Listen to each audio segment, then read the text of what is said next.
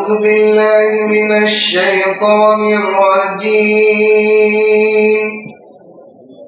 بسم الله الرحمن الرحيم وإذ قالوا اللهم إن كان هذا هو الحق من عندك فأمطر علينا حجارة من السماء أو ائتنا بعذاب أليم وما كان الله ليعذبهم وأنت فيهم وما كان الله معذبهم وهم يستغفرون وما لهم ألا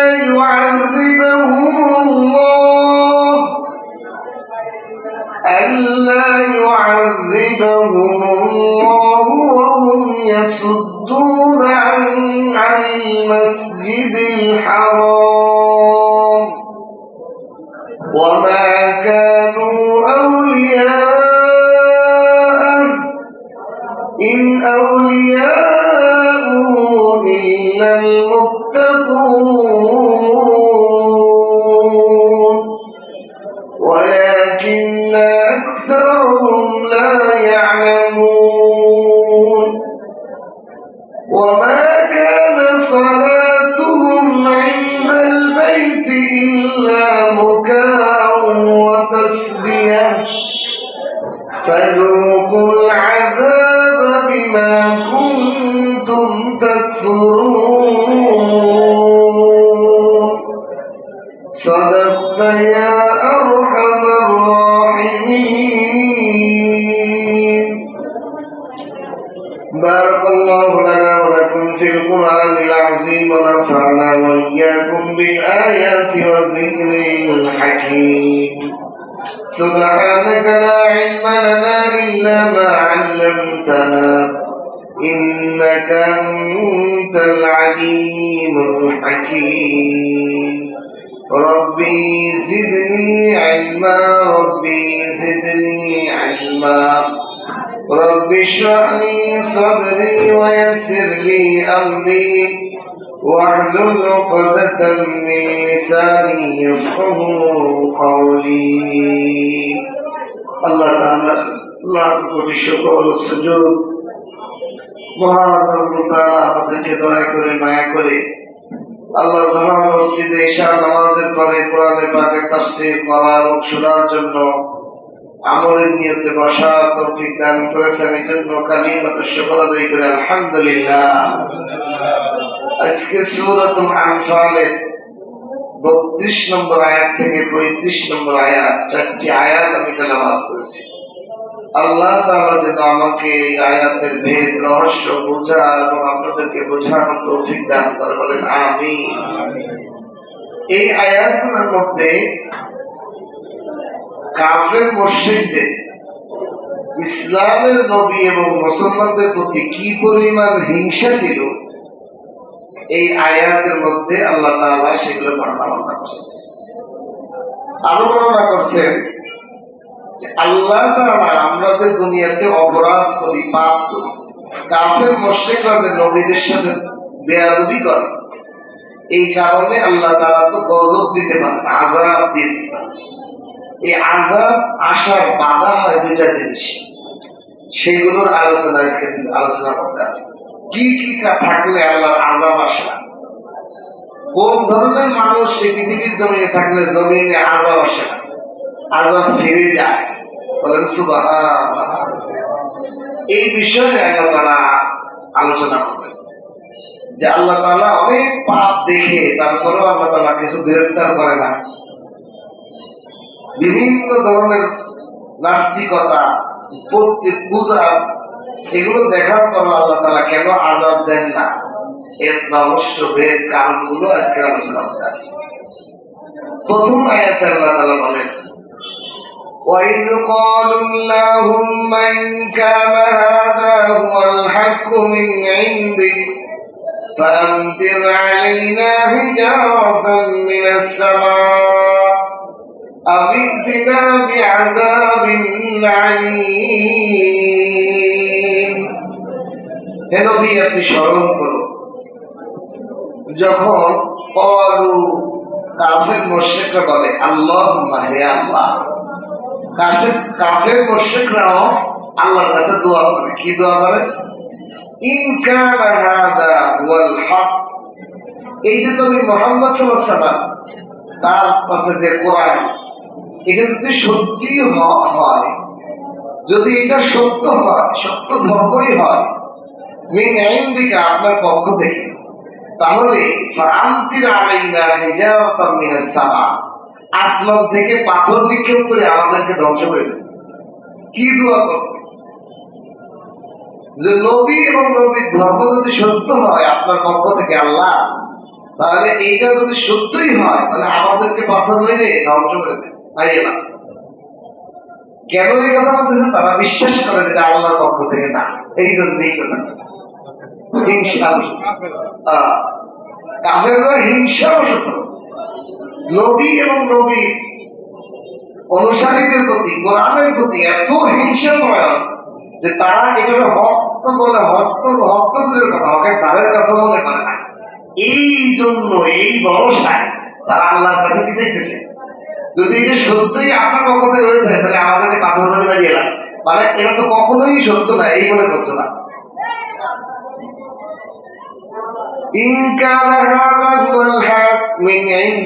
এটা যদি এই ধর্ম এই কোরআন এই দিন এই নবীর ধর্ম যদি আপনার পক্ষ থেকে আপনি আল্লাহর পক্ষ থেকেই হয়ে থাকে কাফের মুশরিকরা বলতেছে তাহলে আসমান থেকে আমাদের উপর পাথর নিক্ষেপ করে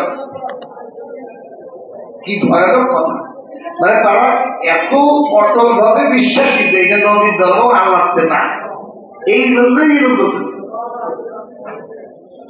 আল্লাহ নবী এবং নবীর দিনকে তারা এত হিংসা প্রমাণ করে এত ঘৃণা করে এত অবিশ্বাস করে যে তারা আসমান থেকে আমরা পাথর মারলো এই ব্যাপারে এটা চাইয়ে নিতেছে যদি এটা সত্যই হয় তাহলে আমরা পাথর মারবে মানে এটা সত্য না এটাই তাদের বিশ্বাস কিন্তু আল্লাহ তো মানে দোয়া কবুল করে রেখেছে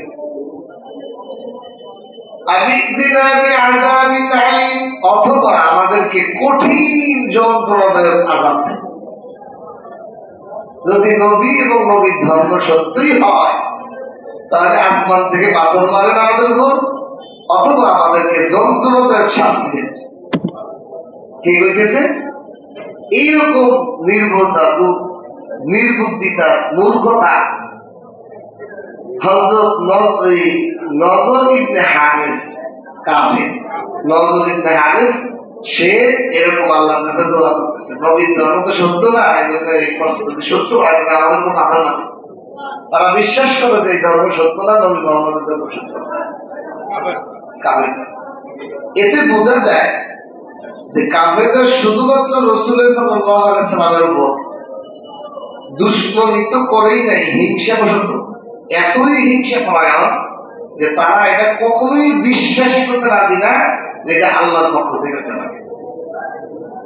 এই জন্যই তারা এত বড় আযাব চাই বসতে পারে কারণ তাদের দিলের মধ্যে এইটার ব্যাপারে কোনো একই নেই বিশ্বাসই নাই যে আমাদের নবী মুহাম্মদ সাল্লাল্লাহু আলাইহি ওয়াসাল্লামের এই ধর্মটা আল্লাহর পক্ষ থেকে হতেই পারে না সুতরাং আল্লাহর পক্ষ থেকে হবেই না তো আমাদের উপর কি আইব না এই জন্য তারা চাই বসতেছে যদি সত্যি হয়ে গেছে আমাকে আযাব দেন আমাদের উপর পাথর নিক্ষেপ করেন আমাদেরকে কঠিন যন্ত্রণাদায়ক শাস্তি দেন এটা মিথ্যা আল্লাহ তাআলা বলেন ওয়া কানাল্লাহু ইউআযিবুহুম ওয়া আনতা ফীহিম ওয়া কামা কানাল্লাহু মুআযিবুহুম ওয়া হুম ইস্তাগফিরুন হে মক্কার কাফের মুশরিকরা নজর ইবনে হারিস এবং তার সাংবাদিক আবু জাহেলের দলের লোকেরা শোনো তোমাদের উপর যে আমি পাথর নিক্ষেপ করতেছি না তোমার চাইছো আমি এখন আজাদ দিয়ে দরকার, কিন্তু আল্লাহ রাসূল সাল্লাল্লাহু আলাইহি সাল্লামকে আয়াত নাযিল করে ওকে জবাব দিতে বলছেন যে ওকে বলে দাও আমি আল্লাহ তোমাদেরকে আজাদ দেওয়ারই দরকার। নবীর সাথে বেয়াদবি, কোরআন মানো না, দিন মানো না, কোরআন মানো না, আমার আসমানি গ্রন্থ মানো না, আমার নবীর সাথে তোমরা জুলুম অত্যাচার করো, তোমাদের তো আজাদ কত আগেই বরাদ্দ হয়ে গেছে। কিন্তু আমি আল্লাহ কেন দিতেছি না জানো? এই দেখা وما كان الله ليعذبهم وأنت فيهم। আমি আল্লাহর একটা নীতিমালা আছে, একটা উসুল আছে, নিয়ম আছে। আমার প্রেরিত কোন নবী যেই অঞ্চলের মধ্যে থাকে ওই অঞ্চলে আমি গজব দান করি না। সুবহানাল্লাহ। আমার নবী এবং আমার প্রিয় বান্দা যদি কোন অঞ্চলে থাকে ওই অঞ্চলে আমি গজব দিতে পারি না। গজব আসলেও ওটা কোনো প্রক্রিয়া হবে না। যেমন বাংলাদেশে কত বড় ভূমিকম্প হইল কিন্তু ক্ষতির মাত্রা কিছুই নাই, বলেন সুবহানাল্লাহ। এটা একমাত্র হক্কানি উলামা ইকরাম এবং তলবে ইলমদের কোরআন তেলাওয়াত মাদ্রাসা মসজিদের বরকতে। বাংলাদেশের মতো এত ঘনবসতি আর অসিস্টেম বিল্ডিং মানে পৃথিবীর কোন রাজ্যে নাই। যে কাপড় গেছিল তাতে সবগুলোর সাথে জানা আছে, কিন্তু আল্লাহ তাআলা অল্পের মধ্যে সতর্ক করে দিচ্ছে যে হক্কানি উলামা ইকরাম আছে, মাদ্রাসা আলেম তলবে ইলমরা আছে, নিষ্পাপ কোরআনের বাচ্চারা পাখিরা আছে, তাদের বরকতে আল্লাহ তাআলা আমাদেরকে বাঁচিয়েছে। ঠিক কিনা? আল্লাহ বলেন ওমা কানা আল্লাহু লিউআযিবাহুম ওয়া আনতা ফীহিম। এ নবী আপনি জানাই দেন নজর ইবনে হারিস যে কয় আমরা যদি নবীর ধর্ম যদি সত্যি হয় তাহলে আসমান থেকে আমাদের উপর আল্লাহ কিভাবে পাথর নিক্ষেপ করে অথবা আমাদেরকে কঠিন যন্ত্রণাদায়ক শাস্তি দান করে। আল্লাহ তো দিতেই প্রস্তুত, কিন্তু দিচ্ছে না কেন? আপনি নবী তাদের মধ্যে রয়েছেন। নবী মুহাম্মদের বরকতে তোমরা এখনো পাইছে আছো। আল্লাহ কবে আল্লাহ গজব দিয়ে ধ্বংস করে দিত?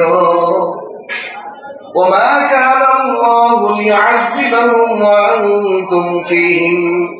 হে নবী আপনি বলে দেন আল্লাহ তাআলা আযাব দেন না ওয়া আনতা ফীহিম, যেখানে আপনি নবী থাকবেন সেই অঞ্চলে সেই শহরে আল্লাহ আযাব দেন না।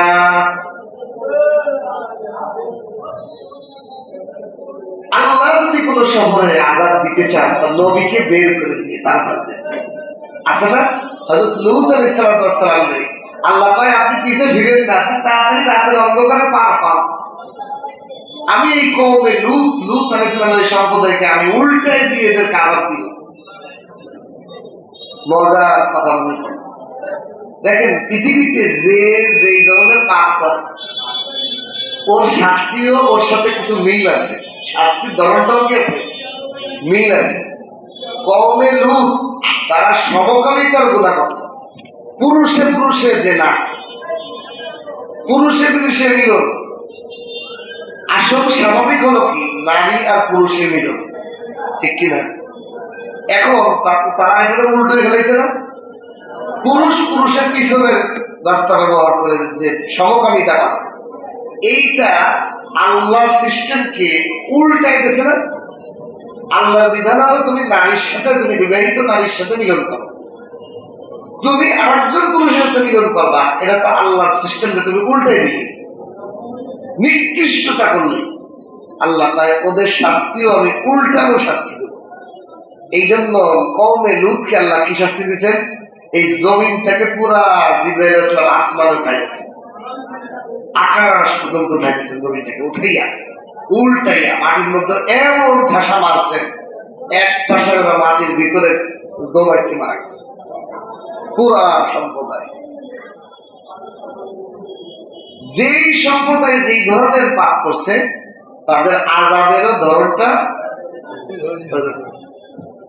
এখন দেখেন হযরত ইব্রাহিম আলাইহিস সালাম, ইব্রাহিম আলাইহিস সালামের সম্প্রদায় কে নমরুদ, এরা নবীর উপর কি প্রভাব পড়াইছে? আগুনে পড়ানো, নবীরে আগুনে পড়াইছে, শক্তির বড়াই দেয়ছে। কিসের? কি আল্লাহ ইব্রাহিম তোমার আল্লাহ কোথায় থেকে? আসমানে। আসমানে 3 বারের নমরুদ 3 মারছে, তার সৈন্যদেরকে আসমানে 3 মার 3 মারছে। আল্লাহ কয় জিবরাইল তীরের মাথায় রক্ত মাখাই দাও। তীরগুলো ফিরে আসছে রক্ত মাখানো। ওরা তো খুশিতে গর্ব আমরা আল্লাহরে মারিয়ে ফেলেছি, ইব্রাহিমের খোদারে মেরে ফেলছি। বলে নাউযুবিল্লাহ, সম্ভব? আল্লাহ কয় ওরা শক্তির বড়াই দেখাইছে। কিসের? আমি ওদেরকে সবচেয়ে দুর্বল জিনিস দিয়ে ওদেরকে মারো। এই জন্য আল্লাহ কি বানাইছে? মশা। নমরুদকে মারছে কেমনে? মশা দিয়ে মারছে। নাকের ভিতরে ঢুকে কপালের মধ্যে কুটকুট করে কামড় দেয়। আর একজন লোককে কয় জুতা দিয়ে বাড়ি, বাড়িতে নিজে নিজে বাড়ে। আর লোকও রাখছে তুইও বাড়ি, যত বাড়ি বাড়িতে পারছে, জুতার বাড়ি খাইতে। তাহলে আল্লাহর কাছে যে যত অপরাধ যেই ধরনের করে, আল্লাহ ওর বিপরীত সিস্টেম করে তারে ওদেরকে শক্তির বড়াই দেখেছে। আল্লাহ কয় সত্য জিনিস দিয়ে ধরে মানো। তো শক্তির বিপরীত কি? দুর্বল। দুর্বল মশা দিয়ে আছে। নমরুদ এই ফিরাউন কি আছে? নীল নদ দিয়ে বনি ইসরাইলের পরে খোদাই দাবি করছে। নীল নদ দিয়ে কি দিয়ে? নীল নদ আল্লাহর কাছে চাইছে, আল্লাহ আমার হুকুমে নীল নদে স্রোত আসবে, জোয়ার আসবে, আমার হুকুমে জোয়া ভাটা আসবে, আমার হুকুমে নীল নদে পানি আসবে, আবার চলে যাবে, আমাকেই পাওয়ার দেয়। আল্লাহর কাছ থেকে পাওয়ার নিচ্ছে চাইয়া দোয়া করে নিয়ে এইটা দিয়ে এসে কয় দেখো আমার হুকুমে নীল নদে পানি আসে, আমার হুকুমে আল্লাহ, সুতরাং আমি তোমাদের খোদা। বলেন নাউযুবিল্লাহ। আল্লাহ কয় যেই জিনিস দিয়ে তুই আমার নাফরমানি করছিস, ওই জিনিসের মধ্যে তোর নাকানি চুবানি দিয়ে মার। চলেন সুবহান। এই জন্য নীল নদের পানি দিয়েই আল্লাহরে চুবাই আছে। পৃথিবীর যত অপরাধ, প্রতিটা অপরাধের সাথে আল্লাহ কয় তুই যেই মুআমালা করবি আমি ওর সাথে ওই রকম মুআমালাই করব। এই জন্য আল্লাহ তাআলা বলেন যে যারা নবী মুহাম্মদ সাল্লাল্লাহু আলাইহি ওয়াসাল্লামের কাছে চাইছে আযাব, কিন্তু আমি তো নবী থাকা অবস্থা আযাব দেই না। নবী যখন ওই অঞ্চল থেকে নবী যদি আযাব দিতেই হয়, নবীকে আমি বলি রাতের আযাবে ছাড়, রাতের আযাবেই আপনি এলাকা ছাড়েন, আমি না আযাব দেব। নবী যখন তার অনুসারীদের দিনে সরে যায় তখন আমি আযাব দিই। ঠিক আল্লাহ তাআলা বলেন এই নজর ইবনে হারিস আপনি বলে দেন, হে নবী, হে মুহাম্মদ সাল্লাল্লাহু আলাইহি ওয়াসাল্লাম আপনি বলে দেন তোমাদের মধ্যে নবী মুহাম্মদ থাকার কারণে তোমরা বাইচে গেছো আযাব থেকে। তোমাদের মাঝে নবী মুহাম্মদ থাকার কারণে তোমরা আযাবের উপযুক্ত।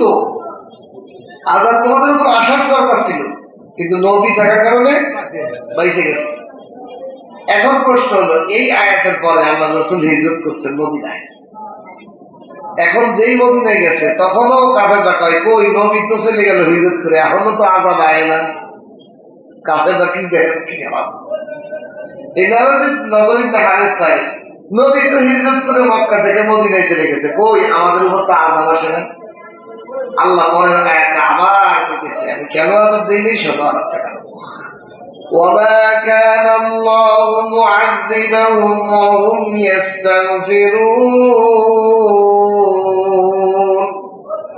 কোন অঞ্চলে যদি আল্লাহর কাছে ইস্তিগফার করনেওয়ালা, কোন অঞ্চলে যদি আল্লাহর কাছে তওবাকারী একটা মানুষ থাকে, আল্লাহ ওই অঞ্চলের মধ্যে গজব দেন না।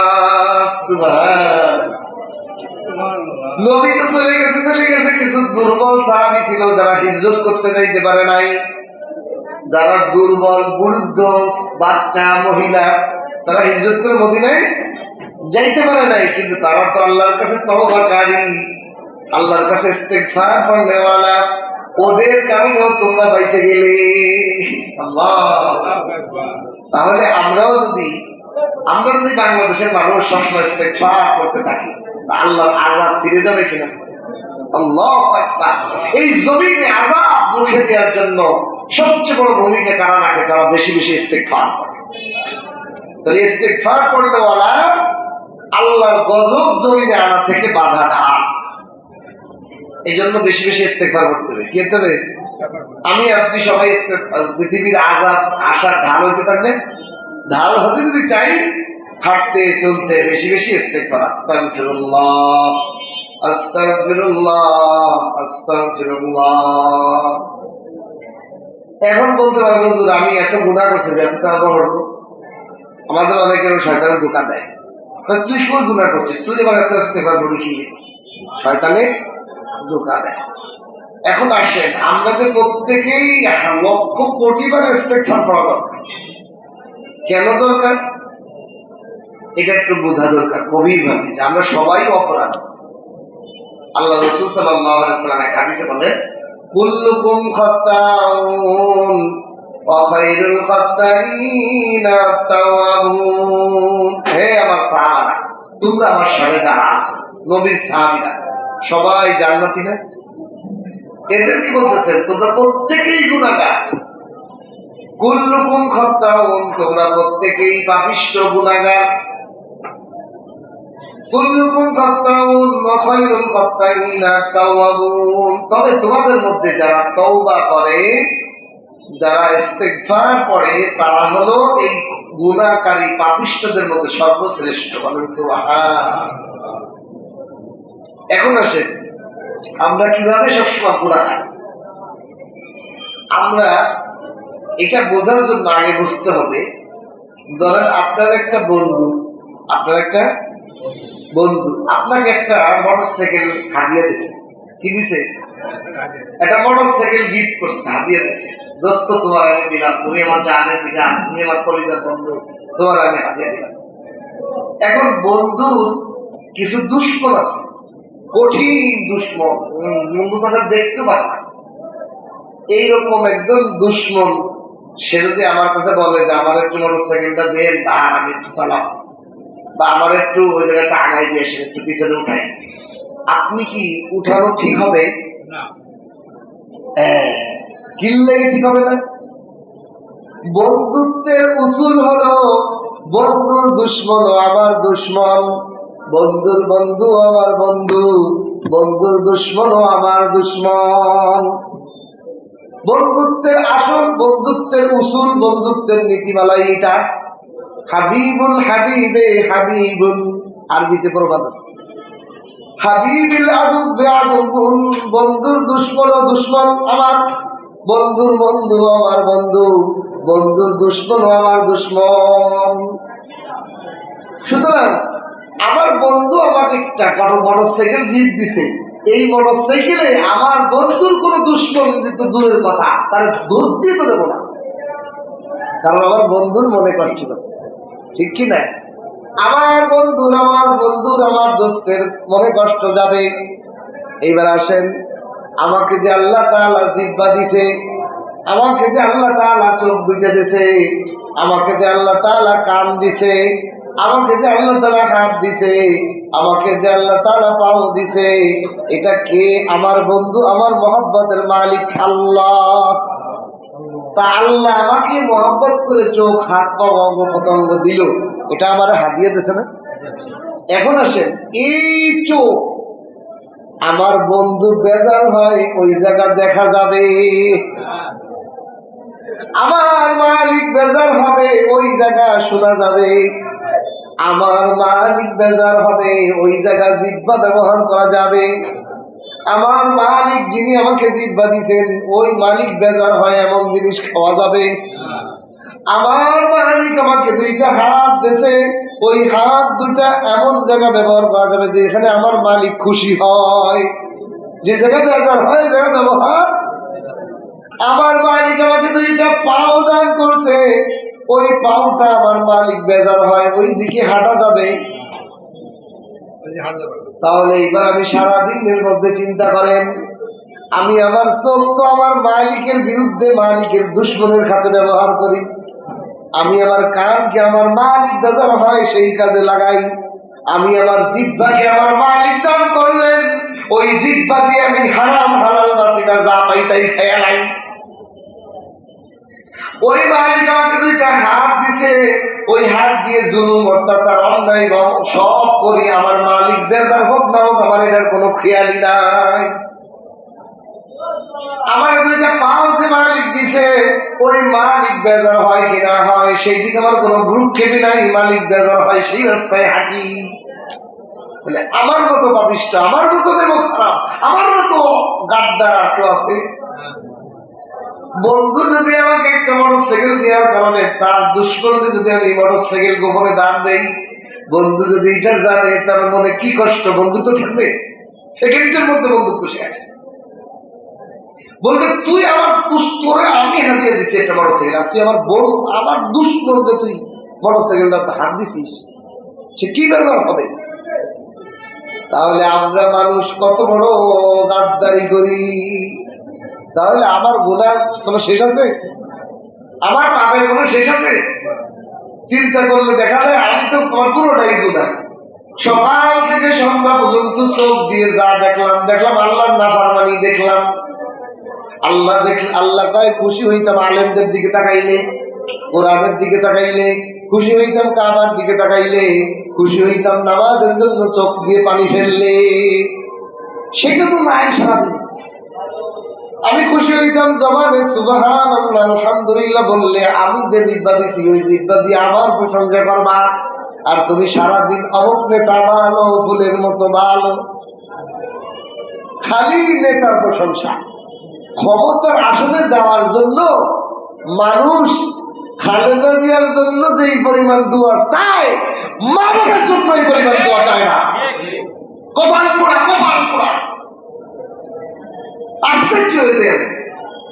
মানে ক্ষমতার জন্য খালেদা জিয়ার জন্য যেই পরিমাণ মানুষ দোয়া চাইতেছে, এই পরিমাণ দোয়া কপাল পোড়া তার মা বাবার জন্য আলেমের কাছে চায় না। কবরে যাবে তো কবরে। আশ্চর্য লাগে। জবানটা দিন আল্লাহ, দোয়া চাইতে আল্লাহর কাছে, আল্লাহ আমার জবানটা আমি যদি আল্লাহর রাহে ব্যবহার করতে পারি, আল্লাহ যদি আমাকে আমার খাঁটি গোলাম হতে পারে, সেই জন্য দোয়া চাই। ক্ষমতার পদ পাওয়ার জন্য, টেন্ডারবাজি পাওয়ার জন্য, একটা নেতার জন্য কি পরিমাণ প্রেম আমি দেখে আশ্চর্য হয়ে যাই। কি হলো উম্মতের, কি হলো? যেই এই বিএনপি করে সে খালি খালেদা জিয়া তোর লাগে দোয়া, নিজের জন্য দোয়া করবে, আমার জন্য ইমানের সাথে মত দেয় না। কোথায় মানুষ? মানুষ নাই, হুশ নাই। মানুষ যার মধ্যে হুশ নাই সে কোনোদিন মানুষ হতে পারে না। কি হলো আল্লাহ, সারা দেশে মসজিদে মসজিদে খালেদাদের দোয়া তো করবো, মানুষ অসুস্থ থাকতে পারে, দোয়া করতে পারে, কিন্তু তুমি এই যে বলতো তোমার লেগে দোয়া করবে, ও মুসলমান, ও মানুষ, তোমার লেগে দেওয়া হবে কিনা? তোমার কবরের কি অবস্থা হবে? তোমার আত্মার মধ্যে রোগ, তোমার মাথার তালু থেকে পায়ের তালু পর্যন্ত আল্লাহর নাফরমানির রোগ ভেজে রয়েছে। ওই রোগের জন্য তো দোয়া চাইলে না। হুজুর আমার তো বিবাদ হইয়া যায়, আমার একটু দোয়া করেন যাতে আমার বিবাদ ভালো হইয়া যায়। হুজুর আমার চোখটা এখনো কোরআনের দিকে হলো না, আমার চোখটা মালিকের রহমতে চলতে পারে না, রোগ হয়ে রয়েছে, আমার রোগটা যদি ভালো হইয়া যায়, ওই জন্য তো দোয়া চাইতে পারলে না রে বান্দা। আমার কানটা ভালো হয়ে যা, আমার জবানটা ভালো হয়ে যা, এই জন্য তো আলেমদের কাছে দোয়া চাইতে পারলে না। কপাল পোড়া, তুমি অন্যের চিন্তা করে জীবন শেষ করে দিতেছ সামান্য ক্ষমতা আর পদের জন্য, সামান্য। মানুষ যার হুশ নাই তার মানুষত্ব নাই। আদমিরা আদমিয়ত লাজমাস, আদমিরা আদমিয়ত লাজমাস, উদর আগর বুলাবা সুদর হিসে মাস। ফরিদুদ্দিন আক্তার রহমতুল্লাহ আলাইহি বলেন, ও মানুষ, তুমি শুধু অঙ্গ প্রত্যঙ্গ থাকলেই তুমি মানুষ না, হাড্ডি গোস্ত মাংস রক্ত থাকলেই মানুষ না। মানুষ তো ওই লোককে বলে যার মধ্যে তাকে বানানোওয়ালা মালিকের খেয়াল এবং হুঁশ থাকে। মানুষত্ব থাকে তার মধ্যে, যে আমার বানাইলো কার লাগে, কে বানাইলো, তারপর তাকে পাওয়ার জন্য দোয়া করি না। একটা মানুষ এসে বলে না, হুজুর ও আমার খতিব সাহেব, ও আমার ইমাম সাহেব, আমার যে মালিক বানাইলো ওই মালিককে খুশি করার জন্য একটু দোয়া করেন, আমি যেন তারা খুশি করতে পারি। আমি খালেদা জিয়ারে খুশি করার জন্য দোয়া চাই না, আমি চাই আমার মালিক যেন আমার প্রতি খুশি হয়ে যায়, এই ব্যাপারে একটু দোয়া করে। খালেদা জিয়া আমার চোখ বানাইছে, শেখ হাসিনা আমার চোখ বানাইছে, জিয়াউর রহমান আমার চোখ বানাইছে, শেখ মুজিবুর রহমান আমার ব্রেন বানাইছে?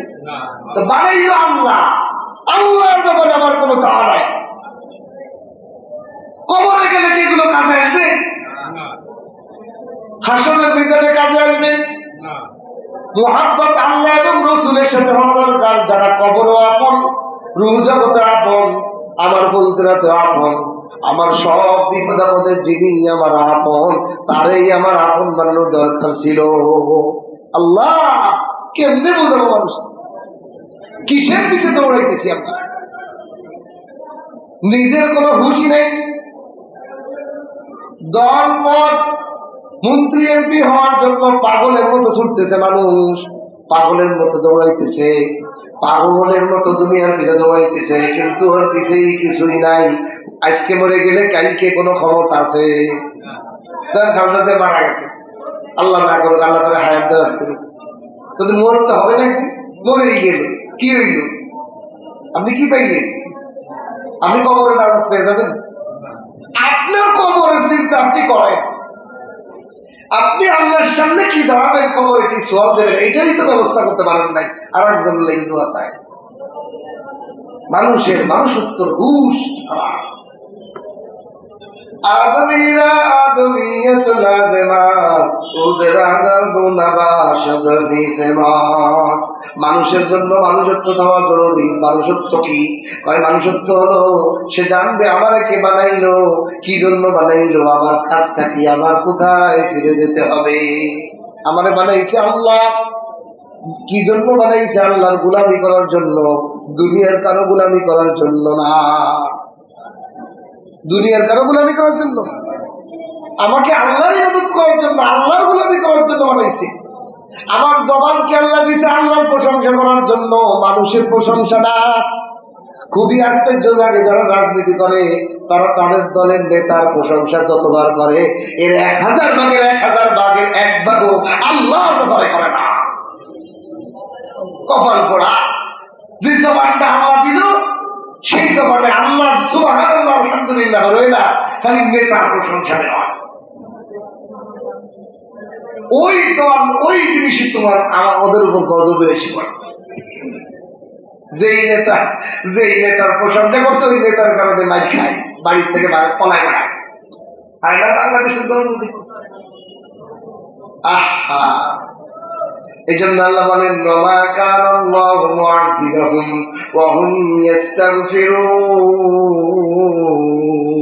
ও দুনিয়ার মানুষ শুনে রাখো, আমার পক্ষ থেকে যে আযাব জমিনের দিকে আসে, এটা ফিরায় দেয় ঢাল বলা হলো যারা আমার কাছে বারে বারে মাফ চায়। ইস্তিগফার করনে ওয়ালা বান্দা আমার আযাবকে ঠেকায় দেয়। কি বলতেছেন? আল্লাহ। আল্লাহই করে শিখাই দিতেছেন। ও দুনিয়ার বান্দারা, তোমরা গুনাহ করে ফেলবা, ভুল হয়ে যাবে, তোমাদের অন্যায় হয়ে যাবে, পাপ হয়ে যাবে, গুনাহ হয়ে যাবে। গুনাহ হয়ে গেলে ভয় পেও না। যদি দেখো আমার আযাব আসতেছে, দ্রুত ইস্তিগফার পড়া শুরু করো। আমার আযাব এই ইস্তিগফারকে ঠেকিয়ে দেবে। এই ইস্তিগফারে আমার আযাবকে ঠেকিয়ে দিবে, জমিনে আসবে না। নবী হিজরত করে মক্কা থেকে মদিনায় চলে গেছে, কিন্তু মক্কার মধ্যে আমি আযাব দিতে পারতেছি না। কাফেররা তো আযাব চাইছে আল্লাহর কাছে, আল্লাহ আমাদের নবী যদি সত্য হয়, আপনার পক্ষ থেকে কোরআন এবং দ্বীন যদি সত্যই হয়, তাহলে আপনি আমাদেরকে পাথর মারেন অথবা কঠিন আযাব দেন। আল্লাহ তাই দিতেই তো চাই, এতদিন নবী ছিল দিতে পারি নাই, নবী থাকলে আমি আযাব দিই না। 2 নম্বরে নবী হিজরত করে মদিনায় চলে গেছে, কিন্তু আমার নবীর কিছু অনুসারী, বৃদ্ধ মহিলা, শিশু বাচ্চা যারা আমার কাছে ইস্তেগফার করে, সবসময় তওবা করে, এদের কারণেও আমি আযাব দিতে পারতেছি না। আল্লাহ, কিয়ামত পর্যন্ত আমাদের জন্য এই অপশনটা রয়ে গেছে। এখন তো আর নবী নেই, এখন কি আছে? ইস্তেগফার পড়নেওয়ালা উলামায়ে দ্বীন, দিনদার মুসলমান নারী পুরুষ যেই ইস্তেগফার করবে সেই আযাবকে ঠেকায় দেয়। এই জন্য ভূমিকম্প আসলে কি দৌড় মারবেন না আস্তাগফিরুল্লাহ বলবেন? আহা, আমি আলহামদুলিল্লাহ একবার এই পর্যন্ত কখনো ভূমিকম্প হলে দৌড় মারি না। আচ্ছা, আপনি দৌড় দিয়ে কি বাঁচতে পারবেন আল্লাহ যদি মারে? এটা বোকামি। আজকে থেকে কি করবেন? আস্তাগফিরুল্লাহ, আস্তাগফিরুল্লাহ, আস্তাগফিরুল্লাহ। আযাব দেখলেই আস্তাগফিরুল্লাহ পড়বেন, এটাই মাধ্যম। আযাব দেখলেই কি পড়বেন? আস্তাগফিরুল্লাহ, আস্তাগফিরুল্লাহ। ওমা কানা আল্লাহু মুআযিবাহুম ওয়া হুম ইস্তাগফিরুন। আল্লাহ বলেন, যে অবস্থায় ইস্তেগফার বাড়ি থাকবে সে অবস্থায় আমি আযাব দেই না। وما لهم ألا يعذبهم الله وهم يصدون عن المسجد الحرام।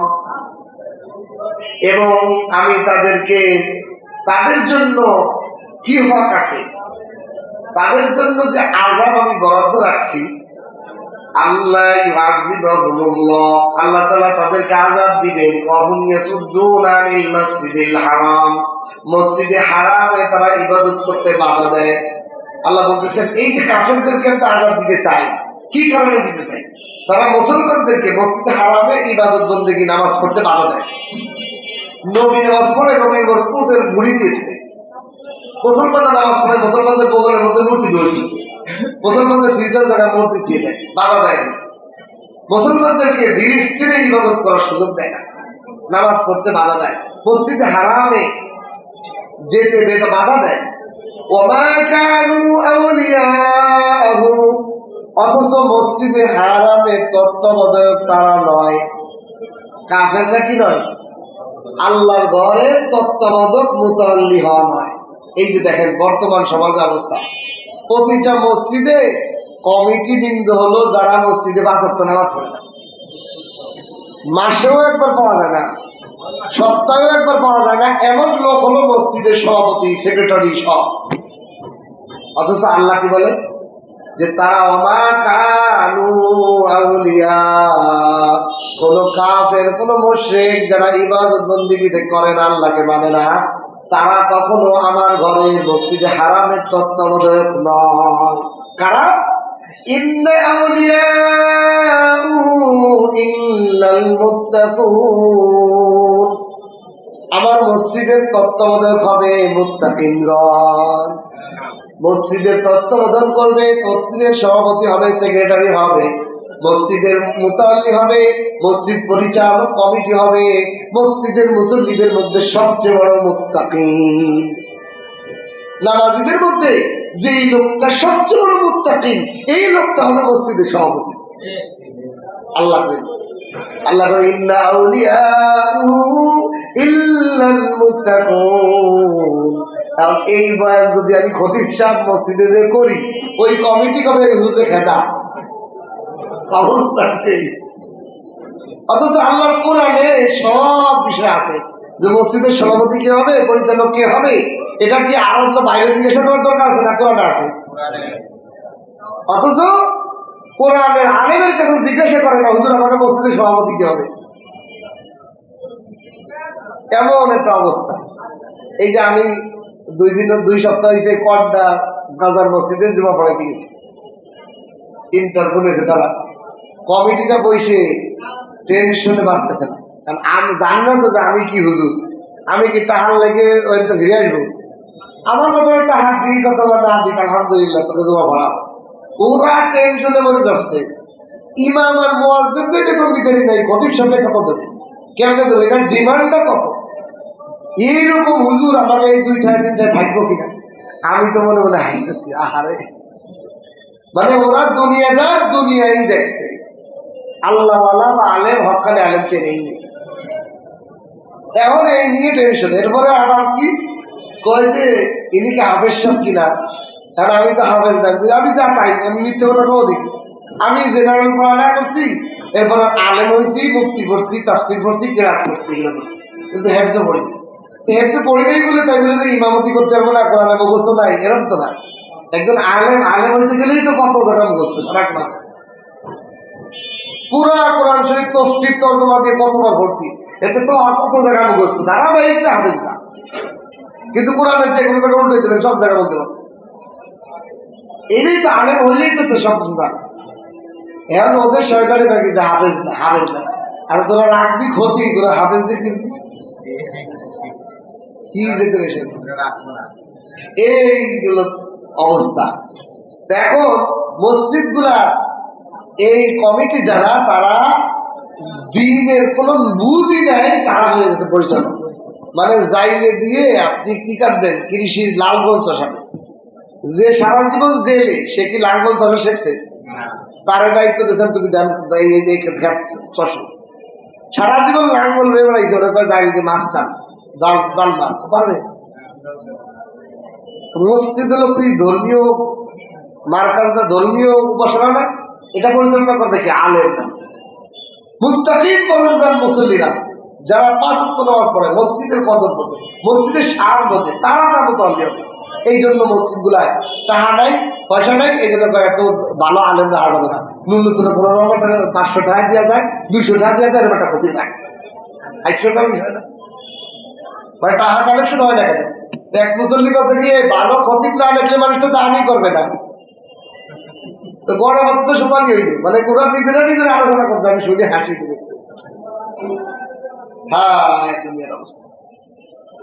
আল্লাহ তাআলা বলেন, ওমা কানু আউলিয়া, কোন কাফের মুশরিক, কোন বেআমলি লোক আমার মসজিদের কি হবে না, তত্ত্বাবধান হবে না। ইন্না আউলিয়া ইল্লাল মুত্তাকুন, যারা মুত্তাকিন হবে, আমি আল্লাহকে ভয় করে, তারা আমার ঘরের তত্ত্বাবধায়ক হবে। আমার ঘর পরিচালনা করতে আসবে কে? যে তার আল্লাহর ভয় নেই, সে আসবে এখানে? তার কাছে টাকা রাখলে সে ব্যবসায় লাগাই। আমি যে আগের মসজিদে ছিলাম, ওই মসজিদে কমিটি বৃন্দ আমার কাছে মাথালা জিগায় যে মসজিদের 3-4 লাখ টাকা আছে, এটা আমরা ব্যবসায় লাগাই, লাভ অর্ধেক আমরা খাইলাম, অর্ধেক মসজিদ দিলাম। আমি তো আস্তাগফিরুল্লাহ আস্তাগফিরুল্লাহ, হারাম। মসজিদের টাকা কোনো এক নম্বরে সুদি কারবার, ব্যাংকে রেখে টাকা খাবে, আবার এর থেকে পার্টনার এসে খাইতেও চায়। কত বড় অবস্থা! এই মশলা বলি কেন, আমি আমার সাইড করে সহায় দিচ্ছি। দেখেন কি অবস্থা। হক কথা বলবেন, ওই হুজুর বালা না, আমি এতদিন বালা, যেই এইগুলো মশলা বলেছি, এখন আমি জেনে গেছি, এখন আমার এই হুজুরে সরাও, আমরা নতুন হুজুর দেখ অবস্থা। আল্লাহ আমাদের সমাজকে হৃদায়ত দান করুন। এগুলোর ক্ষেত্রেও যারা মুসল্লি আছে, এরাও আন্দোলন করেছে। এই কমিটিকে ঝুড়া মারে দরকার, যে আমি মসজিদের চেঞ্জ করলে কি কারণে, কোনো যুক্তিসঙ্গত কারণ দেয় না। আমরা জনগণ মুসল্লিরা কেউ আজকে তোকে একটা মসজিদে ভালো হতো বান্ধি রেখে, এরকম করা উচিত। বিয়াদবির একটা সীমা থাকে, আলেম ওলামার সাথে বিয়াদবি হুট হ্যাট করে না। ওদের জন্য কি হয়ে গেছে, উনি এমন কি হয়ে গেছে, মসজিদের খাদেম সে, একজন মুতাআল্লিম মসজিদের খাদেম সেও, সে আলেমদের কাছে আফগান গারার জন্য। হ্যাঁ, যুক্তিসঙ্গত কারণ থাকতে পারে, উলামা ইকরামের মাধ্যমে সে ব্যবস্থা করে। কয়েকজন আলেমকে ডেকে যে কি করা যায় আপনারা বলেন, আমরা কিছু না, আমরা আলেমদের কেমনে কি পারি, আলেমকে বিদায় কেমনে দেবো। কোনো কারণ যদি থাকে, শরীয়ত সম্মত কারণ, যেটার কারণে ওনার ইমামতি ঠিক না, উনি একটা অন্যায় করছে বা এমন একটা কিছু করছে যেটা ওনার কারণে সরে যায় না, আলেমদের মাধ্যমে করবে। সাধারণ মানুষ এগুলো করে নিজের জাহান্নাম কামাই করবে। সভাপতি আইসে জাহান্নাম পাওয়ার জন্য, বরং জাহান্নাম কামাই করবে। আল্লাহ বলেন,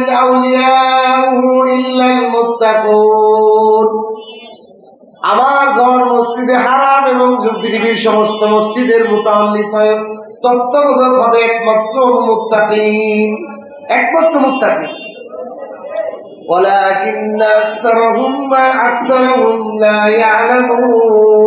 কিন্তু অধিকাংশ মানুষই জানে না। ঠিক হয়েছে, অধিকাংশ মসজিদের কমিটি জানেই না আল্লাহর এই কোরআনে আয়াতের মধ্যে এই বিষয়গুলি জানেই না যে আল্লাহর ঘরের তত্ত্বাবধান কারা হবে, কারা আল্লাহর ঘরকে পরিচালনা করবে, এই বিষয়ের ধারণাই তাদের অধিকাংশ। আল্লাহর কালামের মাধ্যমে আল্লাহ তাআলা জানাই দিচ্ছে মসজিদের তত্ত্বাবধায়ক হবে একমাত্র মুত্তাকিন মুসল্লিগণ, তারা মসজিদকে পরিচালনা করবে। আর দেখবেন যেখানে মুত্তাকিন কমিটি থাকে, সেই মসজিদের ইমাম, খতিব, মুয়াজ্জিন, খাদেমদের কোনো অভাব নেই। মসজিদেরও আয় রোজগারের কোনো সমস্যা নাই। মসজিদের দাম খরচ তো বেশি, মসজিদটা ভালো। আর যে সভাপতি হিসাবেই নামাজ পড়ে না, ওই মসজিদে দেখবেন যে মনে হবে ফহির টাকা নাই, ইমাম সাহেব 2 মাসের বেতন নাই, মুয়াজ্জিন সব কান্দে কেটে মরে যায়, টিউশনি করতে করতে দৌড়ে শেষ। একটা ইমাম আর মুয়াজ্জিন এলাকায় বাড়ি বাসায় বাসায় যায় টিউশনি করার জন্য, সেই ইমাম আলহামদুলিল্লাহ এই পর্যন্ত পরে আমার অনেক অবার আসে যে হুজুর 5,000 টাকা টিউশনির বেতন দেবো, বাসায় তো পড়াবো, না খেয়ে মরে গেলেও যাবো না। গায়ক নাই, আলেম ইমামদের গায়ক নাই, মরে গেলেও তো নিচে বসে একটা দোকানে চা খাই না। ইমাম তার গায়ক থাকবে, সে নেতা, সে লিডার, ধর্মীয় লিডার, তার মধ্যে আত্মমর্যাদা বোধ থাকবে, এটা অহংকার নয়। যখন সে যে কোনো জায়গাতে বসে চা খাইবে, মুসল্লি টিভি ছেড়ে দিয়া দেখতেছে, এখন ওই ইমামরে দেখলে নামাজে এসে আল্লাহর দিকে মনে যাবে না, মনে হবে ওর টিভি দেয় ইমাম। ইমামের প্রতি ভক্তি থাকবে, ইমাম থাকবে গায়রত নেই, গায়রতওয়ালা, আত্মমর্যাদা বদল থাকতে হবে। সচরাচর মুসল্লিদের সাথে যে কোনো জায়গা বসে আড্ডা দিয়ে যাবে না, চার দোকানে টিভির দোকানে বসে বসে ই করবে, সেটা একটা আমলে তার দেখে মানুষ শিখবে, আর তার উঠা বসা চলা দেখে মানুষ আরো আমলি হবে। আমার কাছে তো এমন রিপোর্ট আছে, হুজুর ইমাম সাহেবের সামনে গেলে ভয় লাগে, দেখলে দোকানে বসে থাকে, এই মুসল্লি পয়েন্টে যাও, এদিকে আমার ঠান্ডা খাওয়া যাবে, আমার একটা ঠান্ডা খাওয়া যাবে, খাইছি ঠান্ডা, তার বিল দিয়ে দাও, সার বিল দিয়ে দাও। কি অবস্থা! ইমামের গায়রত নেই, ইমামের আত্মমর্যাদা নাই। ইমাম সাহেব যেখানে সেখানে বসে যায়, যে কোনো মানুষের সাথে হাসি মজাক করে রোডে ঘাটে, তাহলে ওই ইমামের পিছনে মুসল্লির নামাজ পড়ে কোনোদিনও তৃপ্তি হবে না। মানুষ বলে হুজুর কি সুন্দর কণ্ঠ না ইমাম, কিন্তু বলে মনে ইয়াস না, আল্লাহর দিকে রুজু হয় না। কারণ ইমামের যে কোনো আমল থাকবে, মুসল্লিরা তার পিছনে আমল নামাজ পড়ে তার ওরকম মুক্তি হবে, তার তৃপ্তি লাগবে নামাজ পড়ে। সুর আলাদা জিনিস, তা কোয়া পরে আলাদা জিনিস। আপনি যখন ভালো ইমামের পিছনে নামাজ পড়বেন, আপনার দিলটা আল্লাহর দিকে রুজু হয়ে পড়বে। আপনার নামাজের মধ্যে ইমামের দিল যখন আল্লাহর দিকে, আপনার দিলও আল্লাহর দিকে। আর ইমাম সাহেব বসে বসে চিন্তা করছেন, আলহামদুলিল্লাহ রাব্বিল আলামিন, এই মাসে বিবিরে কি শাড়ি কিনে দেবো, তা নাই, বিবিরে এই করে দেবো, রে অবাক, ওরে এটা কি ব্যবসা করা যায়, ওরে এটা আরো কি করা যায়, কিভাবে টাকা ধান্দা করা যায়। এখন ওই ইমামের নামাজ পড়তেছে আর এই ধান্দা চিন্তা হতেছে, মুসল্লি কি অন্য কেউ চিন্তাই করো, মুসল্লিকেও দেখবেন ধান্দা আসর করে, আসর হাসির কথা বলতেছে না, বাস্তব কথায়। যে ইমাম যত আল্লাহর দিকে বিরু হবে, ওর মুসল্লি গুলো ভালো হবে, মুসল্লির দিল আল্লাহর দিকে। এই জন্য আল্লাহ তাআলা বলেন, ইন আউলিয়াউ ইল্লাল মুত্তাকুন, মসজিদ এবং আল্লাহর ঘরগুলোর তত্ত্বাবধায়ক হবে একমাত্র মুত্তাকিন ব্যক্তিরা, যারা আল্লাহকে যত ভয় করে। এই লোকগুলা মসজিদ কমিটি হবে। যারা আল্লাহরে ভয় করে না, এদেরকে লাঠি মেরে মসজিদের কমিটি থেকে বের করে দিতে হবে। এরা হওয়ার যোগ্য নয়, এরা বরং ক্ষমতায় পাওয়ার দেখাই এরা সব প্রকাশ করতেছে, মসজিদগুলোর ধ্বংস করতেছে।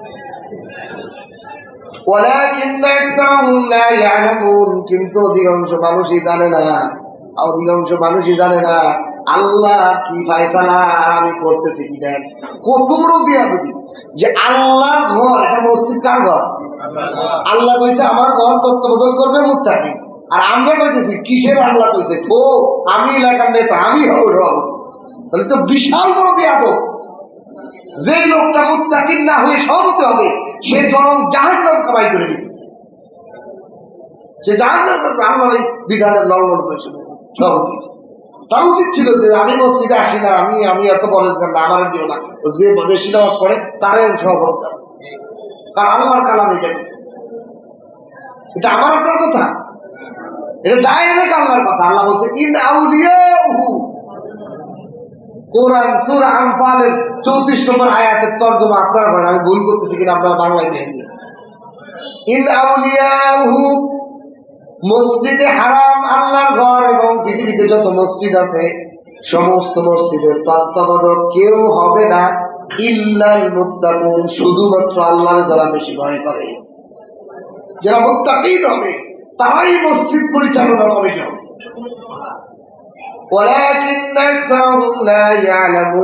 কিন্তু অধিকাংশ মানুষ এটা জানে না।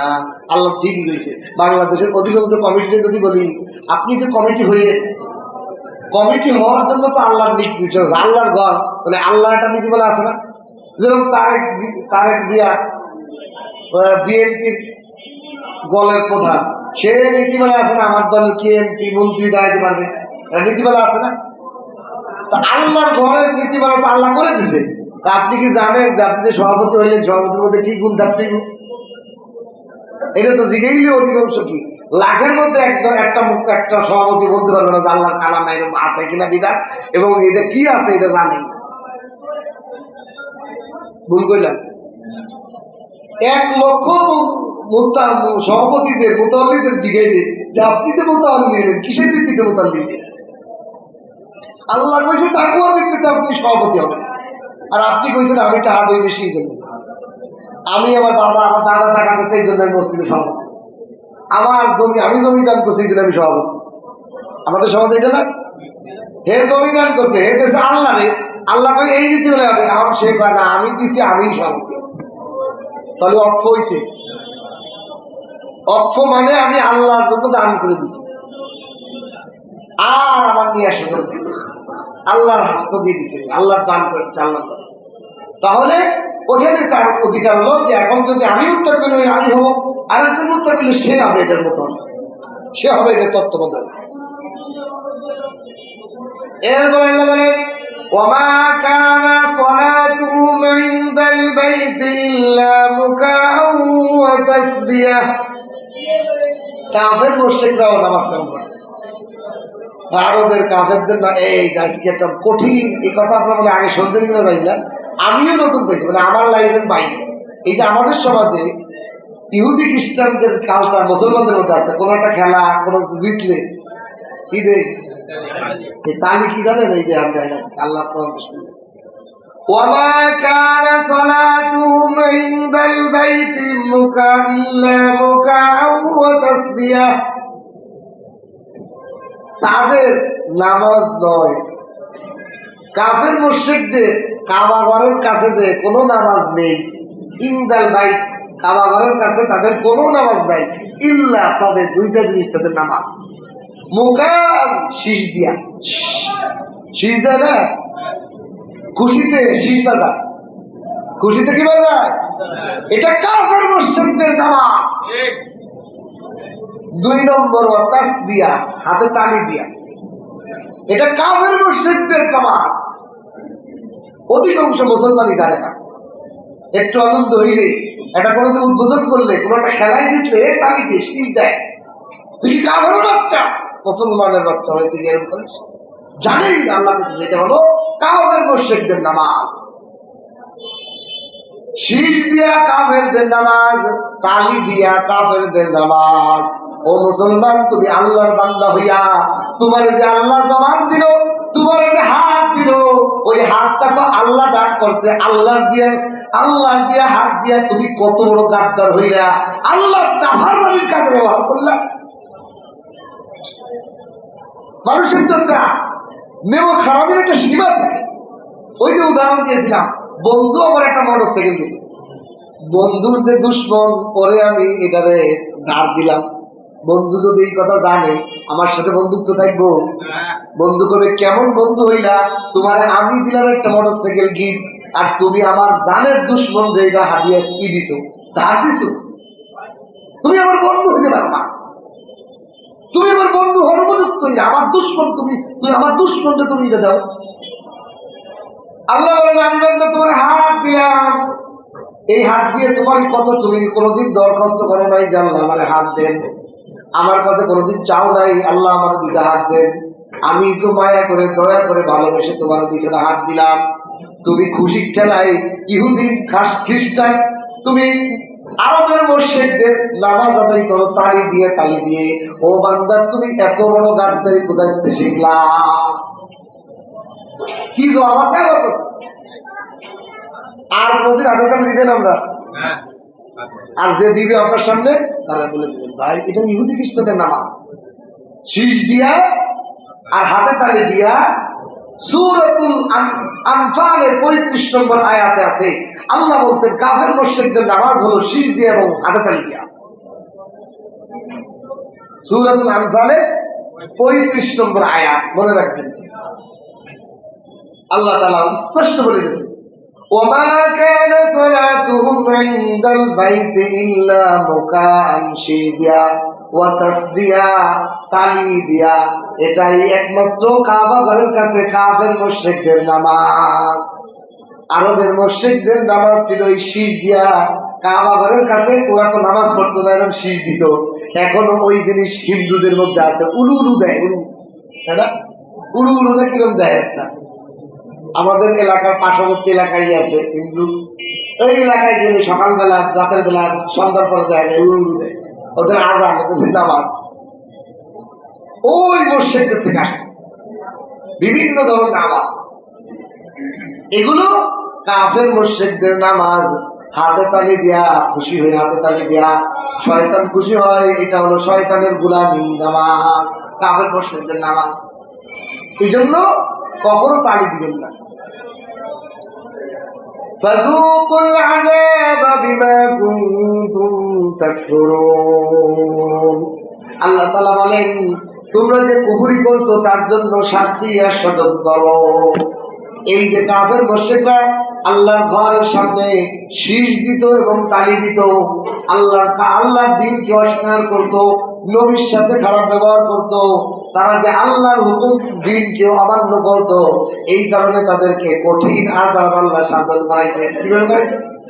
এখন ওই যে শুনতে মনে রাখবেন, নজর বিন হারেস, সে যে বলছে, হে আল্লাহ, আপনার পক্ষ থেকে যদি নবী মুহাম্মদের দিন যদি আপনার পক্ষ থেকে হয়ে থাকে, আমাদেরকে আসমান থেকে পাথরবাড়ি বাজিলা, আমাদেরকে কঠিন যন্ত্রণার শাস্তি দেন। তা আল্লাহ কয়, এক নম্বর হলো নবী তোমাদের মধ্যে রয়েছে, আমি যেন আযাব দিচ্ছি না, আমার নবী যেখানে থাকবে সেখানে আমি আযাব দিতে পারি। দুই নম্বরে তুমি, আমার নবী হিজরত করে মদিনায় চলে গেছে, কিন্তু মক্কার মধ্যে অনেক দুর্বল নারী পুরুষ, বৃদ্ধ মহিলা পুরুষ তারা রয়ে গেছে, যারা ইস্তিগফার করে। ইস্তিগফার পড়নেওয়ালা যদি জমিনে থাকে, ওই জমিনে আমি আযাব দেই না। এখন কাফের মুশরিকরা কয়, এরাও তো আস্তে আস্তে হিজরত করে চলে গেছে, এখন দেন দেখা। আল্লাহ কয়, দিছি তো। বদরের যুদ্ধে কলা কাটা করছে, গছু কাটা। বদরের যুদ্ধে আরবের মুশরিকদের প্রথম আল্লাহর আযাব আসছে। বড় বড় 70টা নেতার গলা পড়িয়েছে, আবু জেহেলের মতো নেতারও কি গলা উড়িয়েছে। দুই নম্বরে আল্লাহর আযাব মক্কার মধ্যে আসে মক্কা বিজয়ের মাধ্যমে। মক্কা বিজয় হয়ে কাফের সমূলে শেষ হয়, ঈমান আনছে আর না গলা কাটা। মক্কা বিজয় যখন হয়েছে, তারপরে আর মক্কায় কাফের আছে, যে কটা আছে হয় মুসলমান হয়ে গেছে, আর যেগুলো মুসলমান হয় নাই গলা কাটা। এই নজর বিন হারেস থেকে রাসূলুল্লাহ সাল্লাল্লাহু আলাইহি ওয়াসাল্লাম মক্কা বিজয়ের দিন কয়, ওরে ওরে হত্যা করবা কিভাবে? শোনো, আল্লাহ রসুল এত দয়ালু, তারপরে এই নজর বিন হারেস কইছে আযাব দাও, ওই দাও, আল্লাহর পক্ষ থেকে এমন মারবি পিপাসিত এবং ক্ষুধার্ত অবস্থায়। ওরে না খাওয়াই লাগে, আগে ক্ষুধার্ত বানাইছে, পিপাসায় কাতর পানি নাই, পিপাসিত এবং ক্ষুধার্ত বানাই ওরে গলা কেটে গেছে, ওরে হত্যা করছে। আল্লাহ রসুল বলছে গলা কাট, না খাওয়াইয়ে, না পিপাসা, না পান করাইয়ে, ক্ষুধার্ত পিপাসিত বানাইয়ে, তারপরে ওরে জবাই দিয়েছে। আল্লাহ গজব আইছে কিনা? তুই চাইছিলি কি? আল্লাহ আইছে। বোঝে নাই ইসলামের আলেমদের নবীর সাথে বেয়াদবি করছে, এই জন্য আল্লাহর পক্ষ থেকে আযাব। তাহলে এইটা একটা আয়াত থেকে আমাদের জন্য কি শিক্ষা? এক নম্বর বিষয়, যে হকের পক্ষে থাকতে হবে, হকের বিপক্ষে থাকতে হবে, হকের সাথে থাকতে হবে। দুই নম্বর হলো যে আল্লাহ তাআলা দুনিয়াতে যে আযাব দেন, এই আযাবগুলোর বাধা হলো দুইটা, একটা হলো নবী থাকা, আর একটা হলো ইস্তিগফার পড়নেওয়ালা থাকা। আর নবী তো এখন নাই পৃথিবীতে, কিন্তু আমরা ইস্তিগফার পড়নেওয়ালা হলে আল্লাহর আযাবকে ঠেকাই দিতে পারবো ইনশাআল্লাহ। আল্লাহ শিখিয়ে দিয়েছে, অসুবিধা নেই। আল্লাহ শিখাইতেছে বান্দা তুই যদি ইস্তেগফার পড়ো আমার আযাব এই ইস্তেগফারে থেকে। 3 নম্বর বিষয় যে আল্লাহ তাআলা মসজিদের তত্ত্বাবধান, কাবা ঘরের তত্ত্বাবধান কারা করবে? আল্লাহর ঘরের তত্ত্বাবধান কারা করবে? যারা মুত্তাকিন হবে তারাই আল্লাহর ঘরের কমিটি হবে, আল্লাহর ঘর পরিচালনা হবে।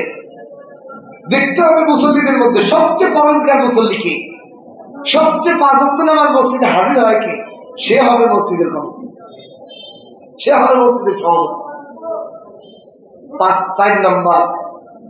4 নম্বর বিষয় জানলাম যে কাফের মুশরিকদের নামাজ হলো শীষ দিয়া আর তালি দেওয়া। এই জন্য আমরা এটা করা, তাহলে আমরা কি ইমানদার থাকতে পারবো না? কাফেরদের নামাজ পড়লে কি আমি আর মুসলমান থাকবো? কাফেররা কি আমাদের নামাজ পড়ে?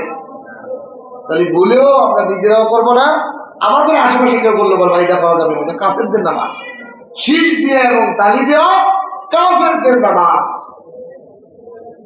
আল্লাহ তাআলা আমাদেরকে এই কাজ থেকে বিরত থাকার, এই আলোচনা অনুযায়ী আমল করার তৌফিক দান করুন, বলেন আমিন।